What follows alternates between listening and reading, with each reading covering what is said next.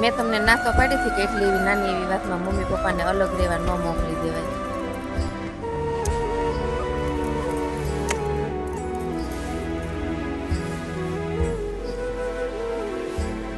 હવે તું કેટલો મોટો થઈ ગયો છે, બધું મારે જ કરી દેવાનું. કાંઈક તો હાથે કરતા શીખ, પછી માથું વળાવવાનું બાકી છે. મહેક, તે ચા નાસ્તો કર્યો કે નહીં? ચા નાસ્તો કર ફટાફટ, મોડું થાય છે, રસોડા પર પડ્યો છે.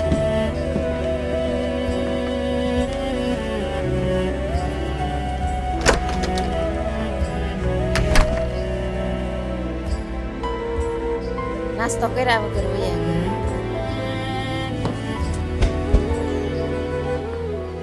માન, દાદા અને દાદી ઘરમાંથી વયા ગયા પછી મજા નથી આવતી ને? નહીં, જરાય નહીં. મારા પાસે એક પ્લાન છે. આપણે પપ્પાને સમજાવશું. શું પ્લાન છે?